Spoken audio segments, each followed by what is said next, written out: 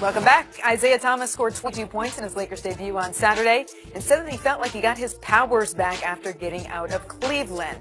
Now on Sunday, Isaiah liked a video on Instagram that showed Kyrie scoring on LeBron. And yesterday, Isaiah was asked about his hip and seemed to take yet another shot at LeBron in the Cavs. See what you think. I'm feeling good. I'm all right. I mean, I'm not 100%, but I'm getting there, and each and every day is a positive day for me. I mean, this is the first real practice I had all year. So, like, we'll see how my hip responds tomorrow with the soreness and things like that. But I'm here. I'm here, and I'm happy, and got my joy back, and I'm ready to put on a show for the Lakers. All right, so you heard from Isaiah. Kenyon, now, do you have any issue with him, throwing some shade at the Cavs here? Yeah, like. Thank you.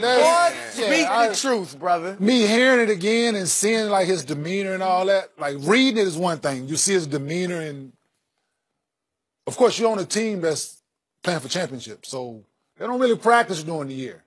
Good teams don't really practice. That's not just the Cavs. Good teams don't really practice during the year. If you first, second in your conference and you got a lot of vets on your team, you're not really practicing a lot. You go to the Lakers with y'all average age is 16. You're gonna get after it. And you need practice. You know what I'm saying? Y'all need practice to get better. You played 15 games in Cleveland. You need practice time. You rusty. You've been out for 8, 9 months. You ain't touched the basketball. Yeah, you rusty. Yeah, you need practice. And where did your joy go? Who steals your joy? Somebody ever steal your joy for playing football? No. Ain't nobody ever stole my joy for playing basketball. I don't care what situation I was in. When that ball go up, I'm good. Kenyon, wait a minute. Amen. Let him preach, man. Let him preach. Wait a minute. I got my joy back. That's right. No, but wait a minute. How many teams you play on? 4 or 5. Okay. He's been on 5 teams in 5 seasons. No, I understand that. But ain't nobody ever, when they discarded you or moved on from you, you ain't never felt like you had a little, like, you got to defend yourself when they trashing you? I was 38. I was on my way out. But you can't understand where he's going from. No, not at all. He was 5th in the voting for MVP. He had been finally, he was going to get his payday. The Brinks truck was backing up to the door up in Boston. No, I'm just saying, right? It was in neutral. Okay, it was in neutral, but it was in the area. It's going to be a Tonka truck. Man. Then he gets hurt, and he gets traded, and now he's traded twice in 7 months, and now he's a salary dump, and and then LeBron's talking about it's great to have guys who want to work and this and that. You're not going to push back? You're just going to accept that and act so like how do you know he was talking about you? Oh, he was the guy He wasn't the only one that left. Got traded. 6 guys left. The other guys ain't get traded for Kyrie Irving.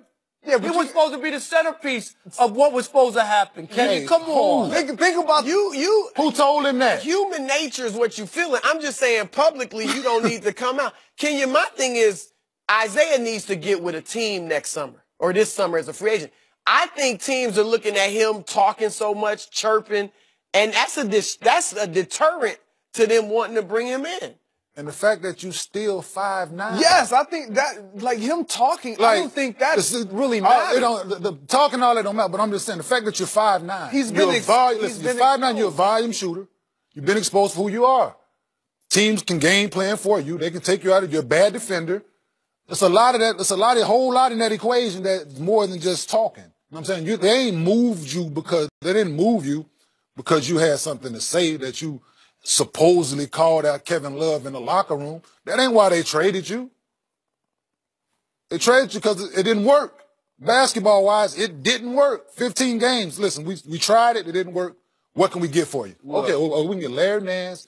We can get Clark. Hey, look, pull I the trigger. don't have any problem with the pushback. Yeah. Pushback all you want. When you look at Isaiah Thomas, we're a little different comparing myself to IT. I'm more of a team guy. I'm not saying he's not, but he's definitely about his, and I think we all are about ours. Yeah. I know when I left Green Bay, I was a little disgruntled. Yeah. Because I did want to stay. I'm sure he did want to stay in Boston. He did probably want to stay in Cleveland. Like, until he found out what he was into, then it's like, well, let me at least stick it out and let me ride it out at a high level. But you can't do that playing next to LeBron James. Yeah. So rightfully, when I leave, when I walk out the door, I'm going to say something. Whether you talking to all 6 of us or one individual, you know you're not talking about, you're not going to call out D-Wade. Yeah.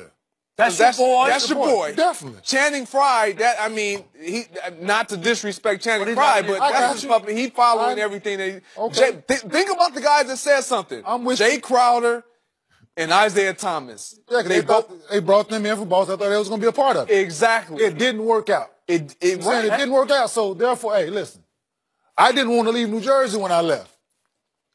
I had to leave. I left. I went to Denver. Listen, the checks was great. The checks was awesome. I got to play basketball. But Chris, you know what? When you left ESPN, you pushed back too. Know that. I ain't pushed back. Look, you had a different reputation. Your reputation was professional in the locker room, not a problem. IT, rightly or wrongly, I ain't never been in the locker room with him, but there are a lot of people that feel like he's tough for guys to play with. Executives and players say that. So to me, it's different when he comes out and pushes back against the best player in the world. I said, people know LeBron is high maintenance and that it's tough to play with him. He's demanding. He, does what he wants on the floor and all that. But he's still a champion, and they're going to probably be in the finals again. He's earned that. Yeah. He's earned it. Everything that you named, just said LeBron has earned that.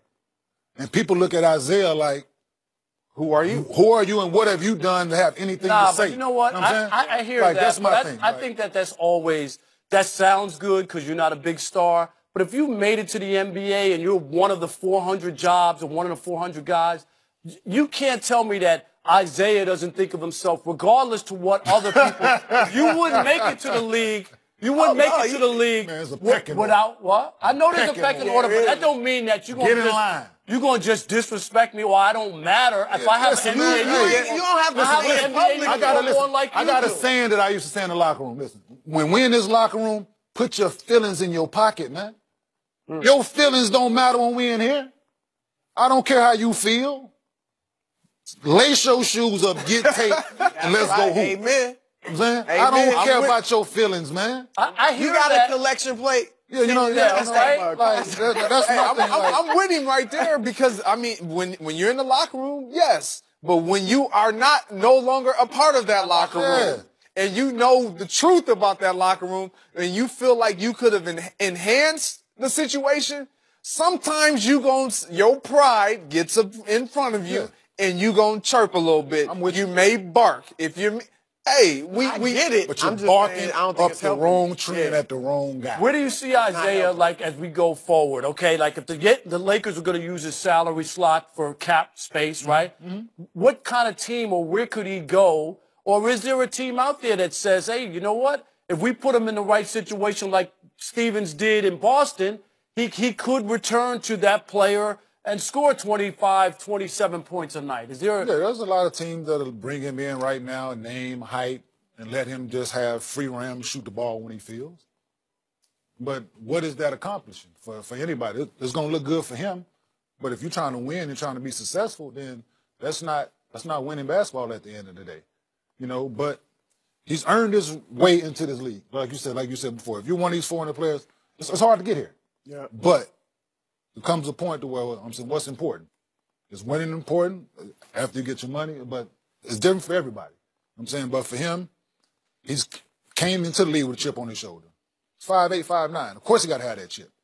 People trade him. That chip is only growing, and now you got social media, everybody putting a mic in your face, everybody want to hear what you got to say now. And he's just buying into it, and so we'll see. I want him to get paid because he hasn't had that big payday, and he's 29. He made $6 million this year after being 5th in MVP. Hey, good luck. 29 years old. This is his last chance. Good luck. Yeah. Look, I hear all of this. I hear all of this, but having lived it, man, talk back as much as you, because at the end of the day, you have to go home and you have to feel confident and you have to be assertive and sure of yourself.